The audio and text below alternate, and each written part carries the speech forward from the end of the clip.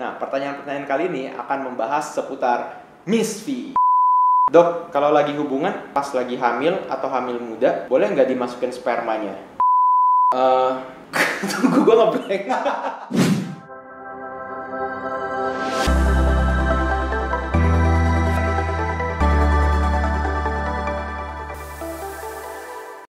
Hai, selamat datang di channel Dr. Kevin. Saya akan membahas Q&A yang kedua di channel Dr. Kevin. Ceritanya kan kemarin-kemarin itu saya membuat Q&A di Instastory. Instastory saya akan mengadakan Q&A itu 2 kali per minggu. Jadi buat teman-teman, buat sahabat online semua yang pengen nanya-nanya, boleh nanya-nanya di situ. Dan pertanyaan-pertanyaan yang kira-kiranya menarik akan saya bahas di YouTube. Terima kasih juga buat mom semua, sahabat-sahabat online yang udah setia nanya-nanya, yang udah kabarin, yang udah lahiran di Instastory saya. Nah, kali ini kita akan langsung jawab pertanyaan-pertanyaan yang di Instastory tersebut. Nah, pertanyaan-pertanyaan kali ini akan membahas seputar Miss V. Pertanyaan pertama, dok, kalau lagi hubungan, pas lagi hamil atau hamil muda, boleh nggak dimasukin spermanya? Sebetulnya, berhubungan pada hamil atau hamil muda, itu boleh-boleh saja, sah-sah saja. Asalkan kehamilan itu sehat dan mendapatkan lampu hijau dari dokternya. Jadi kalau saran saya sih, kalau lagi hamil, mendingan diperiksa dulu ke dokter kandungan, di USG dulu untuk melihat kandungannya sehat atau enggak. Atau apalagi, misalnya, moms mempunyai riwayat keguguran sebelumnya. Nah, itu benar-benar harus hati-hati. Jadi, langsung harus periksakan ke dokternya kalau misalnya hamil, langsung periksa. Jadi kita tahu tuh kapan ada detak jantungnya, kapan terbentuk janinnya, kapan terbentuk kantongnya. Itu tuh kita bisa pantau dulu. Atau misalnya moms mengalami flag. Nah, kalau flag itu otomatis ditahan dulu, jangan berhubungan. Mau kehamilan usia berapapun, baik trimester pertama, kedua, ketiga gitu. Nah, terus bagaimana dengan spermanya? Sperma itu memang mengandung zat prostaglandin yang bisa merangsang rahim untuk kontraksi. Nah, jadi yang tadi saya bilang, kalau misalnya moms punya riwayat keguguran atau misalnya sedang mengalami flag, sebetulnya jangan berhubungan dulu. Jadi kalau misalnya memang jangan berhubungan, otomatis sperma nggak boleh dimasukin. Kalau misalnya moms mengalami kehamilan yang sehat-sehat saja, itu boleh sah-sah aja untuk sperma dimasukin ke dalam. Bahkan biasanya dokter akan menyarankan untuk moms berhubungan pada saat mendekati persalinan, karena itu biasa kita lakukan untuk induksi alami.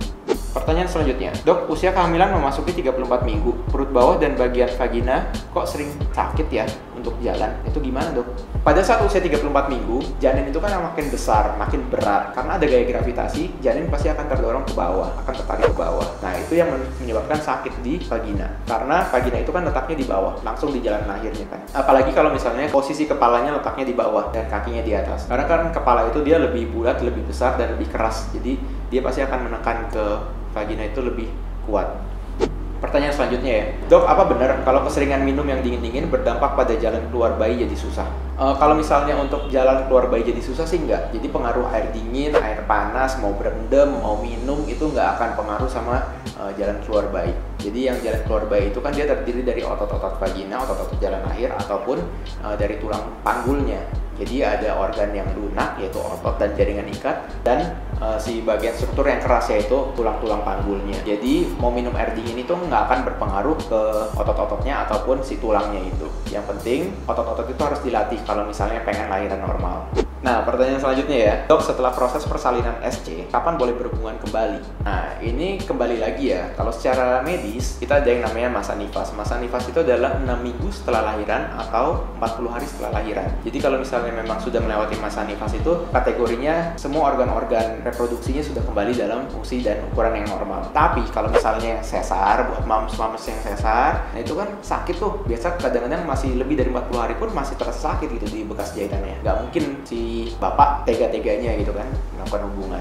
Ataupun misalnya mau berhubungan pun ya nanti disesuaikan aja, disesuaikan dengan pasangannya gitu. Tapi kalau dari segi medis sih nggak ada masalah, asalkan sudah bersih ya. Karena kalau misalnya memang masih keluar darah atau keputihan dan berhubungan, nah itu bisa menyebabkan biasa infeksi tuh gitu. Nah, gimana kalau misalnya setelah melewati masa nifas tapi masih sakit, tapi si bapak minta, sang suami? Kembali lagi ke pasangan. Jadi kalau misalnya berhubungan itu kan seharusnya dinikmati oleh keduanya ya, baik suami maupun istri.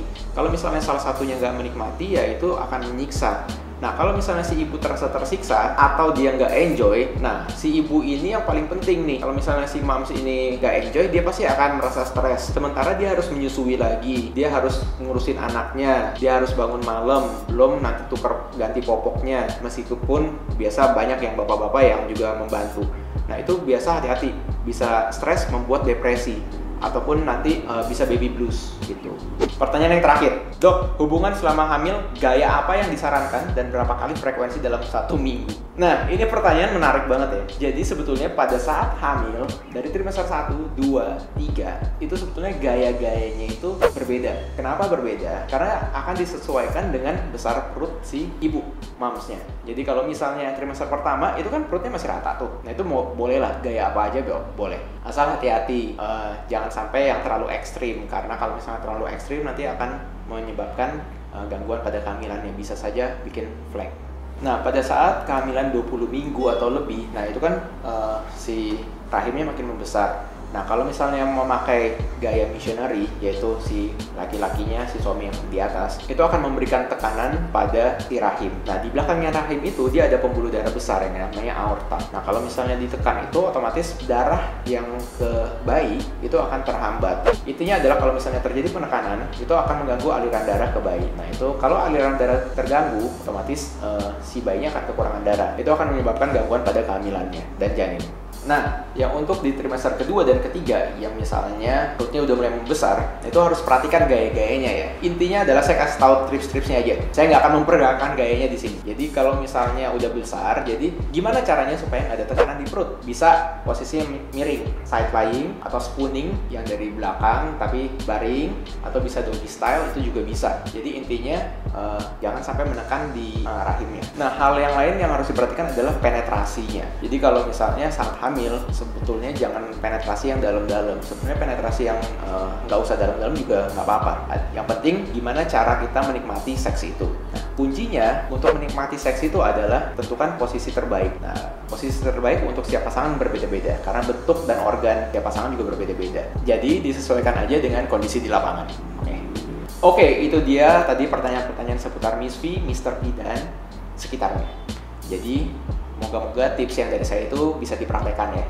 Dan untuk para moms yang ingin bertanya, bisa ikutan Q&A yang saya adakan di setiap Senin dan Kamis setiap minggunya. Jadi ada 2 kali sekarang. Jadi kalau misalnya mau nanya, bisa langsung ke sana. Dan pertanyaan-pertanyaan yang menarik akan saya bahas di YouTube channel ini. Dan jangan lupa like, comment, dan share supaya video ini dapat menyebar dan bermanfaat buat moms yang lainnya. Jangan lupa juga subscribe dan nyalakan loncengnya untuk konten-konten selanjutnya. Saya Dr. Kevin. Until tomorrow and stay healthy.